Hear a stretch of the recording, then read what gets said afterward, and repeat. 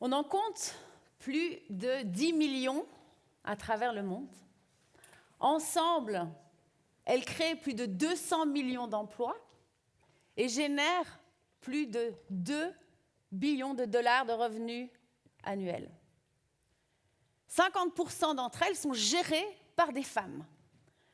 Je parle bien sûr de l'entreprise sociale.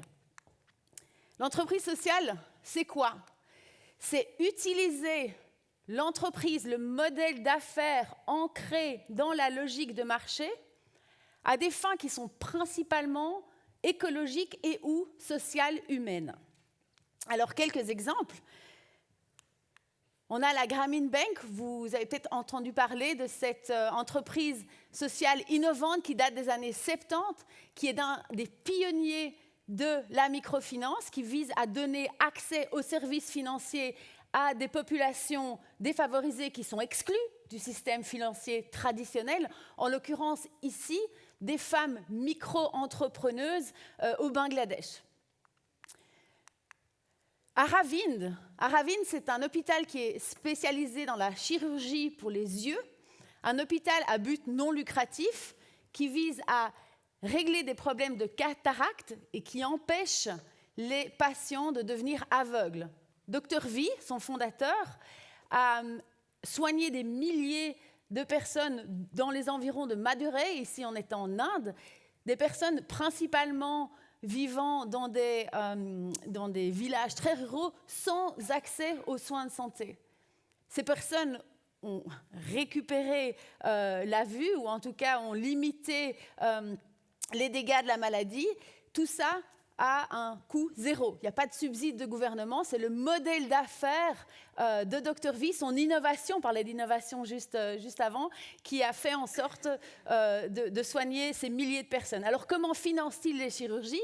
Ces chirurgiens sont tellement doués, ils sont tellement bons, ils pratiquent tellement de chirurgie par jour que les patients les plus aisés de Madurai et des autres grandes villes avoisinantes viennent à ce même hôpital pour avoir accès à ces chirurgies. Donc ici, on a un modèle de balancement et de cross-subsidisation, si on peut utiliser ce mot-là.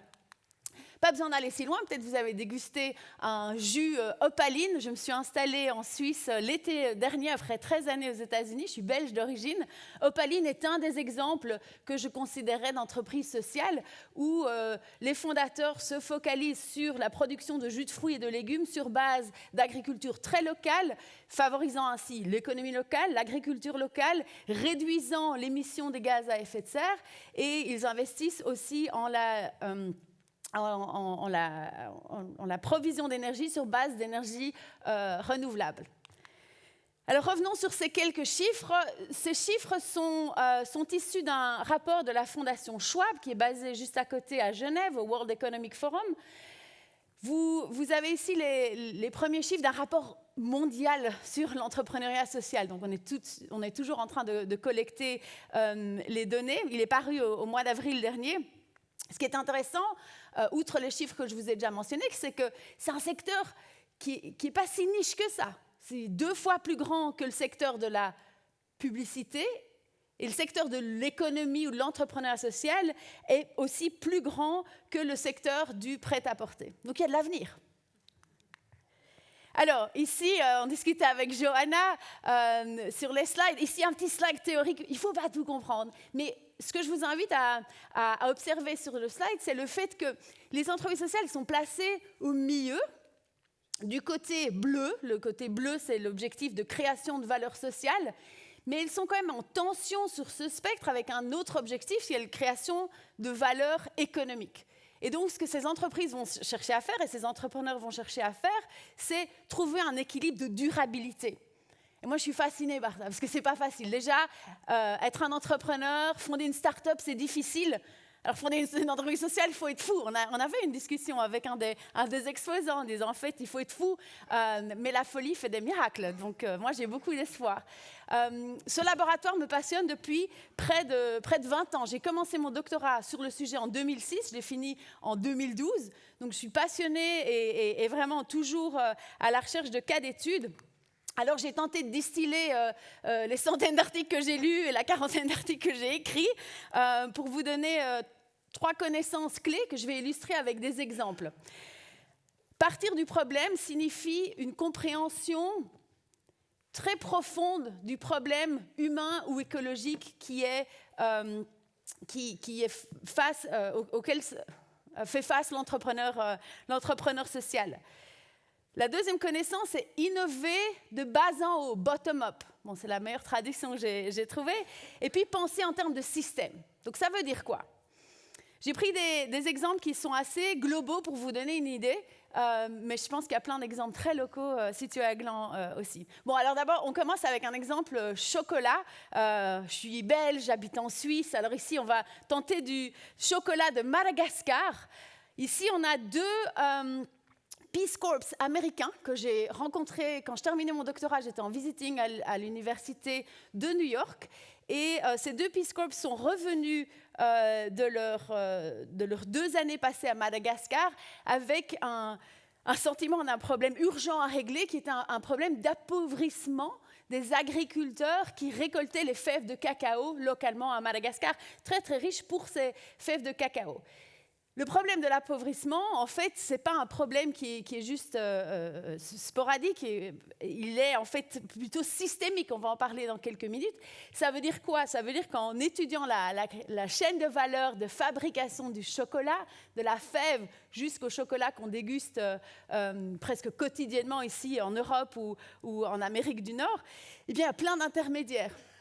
Et les intermédiaires s'enrichissent au détriment de ces agriculteurs qui s'appauvrissent et qui ont très peu de pouvoir en fait pour faire valoir leurs droits. Donc ces entrepreneurs sociaux, ils se sont dit créons une fabrique de chocolat durable, social à Madagascar. Quand je vous dis il faut être un petit peu fou, ben, oui effectivement, les défis auxquels ils ont dû faire face sont les suivants. Manque de système de réfrigération. À Madagascar, il fait assez chaud. Manque d'infrastructures. Je n'y suis jamais allée, mais on me dit qu'il y a une autoroute pour toute l'île qui est relativement grande. Ils ont créé de l'emploi et donné de l'emploi aux épouses des agriculteurs qui collectent ces fèves de cacao, mais leur niveau d'éducation était très très bas, donc ils ont dû investir dans le développement personnel de leurs salariés, etc. Donc, connaissance du problème intense, ils ne sont pas juste réveillés un jour en disant on va créer du chocolat à Madagascar, qui est une idée assez folle. Ils se sont penchés sur la question pendant plusieurs années et ont créé ce modèle qui est toujours d'activité aujourd'hui. Innover de bas en haut, ici on voyage à Détroit, au Michigan, aux États-Unis, et on rencontre Veronica Scott. Veronica Scott, c'est une étudiante undergraduate en design. Et Veronica, pendant son temps libre, elle passe beaucoup de temps à servir des repas chauds aux sans-abri, dans les abris et les espaces où se retrouvent les sans-abri. En discutant avec eux, en passant du temps à essayer de comprendre le problème, elle se rend compte que en fait, il ne manque pas tellement d'abris. Ce n'est pas ça le problème. C'est que les personnes sans domicile fixe, pour la plupart, n'y séjournent pas durant la nuit, parce que soit elles ont un problème d'addiction et ou elles ont un animal de compagnie, donc elles ne remplissent pas les règles. Du coup, elles passent la nuit dehors. Du coup, je ne sais pas si vous êtes déjà allé au Michigan, en hiver, il fait très très froid et l'hiver, il dure au moins 6 mois. Problème tragique parce que ce problème de manque d'accès en fait, à des endroits chauffés pour séjourner la nuit a mené à des morts complètement inutiles et évitables. Donc, ce qu'elle a décidé de faire, c'est de réfléchir en tant qu'étudiante en design et de créer ce manteau qui se transforme en sac de couchage. Alors, très pratique, c'est moins lourd à porter quand on n'a pas de domicile fixe. C'est aussi moins stigmatisant dans un sens, ça garde chaud, ça a empêché plusieurs personnes en fait, de mourir de froid. Mais aussi, son entreprise sociale grandissant, elle a créé du travail et donné des emplois à des femmes en priorité, sans-abri qui avaient des enfants, afin que ces femmes puissent par la suite retrouver un domicile et une stabilité économique pour leur famille. Comment génèrent-elles des revenus? Eh bien, il se trouve qu'il y a beaucoup de parcs nationaux aux États-Unis et qu'elle a réussi à vendre beaucoup de ces vestes qui se transforment en sacs de couchage à des personnes qui aiment passer du temps dehors, faire du camping, etc. Pensez en termes de système. Alors ici, je vous emmène à Nairobi, Kenya, dans les bidonvilles, où il manque de systèmes d'évacuation des eaux usées et d'accès aux toilettes. Alors, 3 étudiants du MIT se sont penchés sur le problème. Ils avaient innové cette toilette, Fresh Life Toilet, qu'on voit ici à gauche sur le slide, qui est tout à fait hygiénique, qui donne un accès à la toilette qui est privée, parce que la solution alternative est d'aller à la toilette là où on trouve et là où il y a de la place, ce qui à la fois manque de privé, mais au-delà de ça, crée une énorme pollution des nappes phréatiques sous le sol, car toutes les eaux deviennent polluées de déchets humains.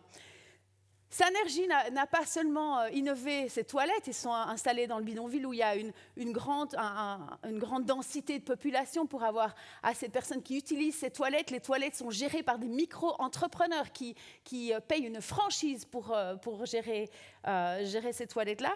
Maintenant, ils pensent en système et ils collaborent. On parlait de collaboration et de partenariat avec l'économie nouvelle que vous avez ici à Gland. Ils collaborent avec la ville de Nairobi pour penser à des systèmes d'évacuation des eaux usées. Donc la boucle est bouclée. Ils sont venus combler un manque et maintenant, en système et en collaboration, essayent de rendre cette solution plus durable. Alors, je vais terminer sur quelques slides. Celui-ci est important, c'est pas si niche. On parle de 7% du PIB global qui est créé par les entreprises sociales. Donc, j'espère que ce chiffre va aller en croissant, mais encore une fois, on collecte les données à ce jour. Ces entreprises innovantes, elles ont plusieurs défis auxquels elles doivent faire face. Accès limité au financement, si vous avez attrapé le chiffre avant, c'était 1,1 trillion de dollars en financement externe. Donc on parle de capital, on parle d'accompagnement, mais capital patient, capital à impact est vraiment important pour ces entreprises. J'en ai d'autres aussi à mentionner, mais je vous laisse les découvrir. Comme ça, on laisse du temps pour les questions. Des cadres juridiques favorables sont en construction. Je sais qu'il y a des discussions en Suisse également. Mettre en œuvre des politiques d'achat inclusifs, offrir des incitations fiscales, mettre en place des systèmes de financement qui sont dédiés à ces entreprises innovantes à vocation sociale et finalement favoriser des programmes éducatifs et partager la nouvelle économie sous l'angle de l'entrepreneuriat social. Donc pour conclure, tout le monde peut faire partie de la solution. Si vous êtes un consommateur, vous pouvez soutenir les entreprises sociales en vous renseignant et en achetant leurs produits ou leurs services. Si vous êtes un investisseur, pensez à l'investissement impact ou impact investing qui est en croissance. Il y a de plus en plus de systèmes d'investissement qui sont dédiés à ces entreprises sociales. Si vous êtes entrepreneur, si vous avez une idée, je vous encourage à considérer l'entreprise sociale. J'en ai rencontré plusieurs en fait ici parmi les exposants, donc très encourageant. Et en tant que citoyen, plaidez en faveur de politiques de soutien et exprimez votre soutien à cette nouvelle forme d'économie. Je vous remercie beaucoup. J'espère qu'on a le temps pour 2 questions rapides. Bien sûr qu'on a le temps.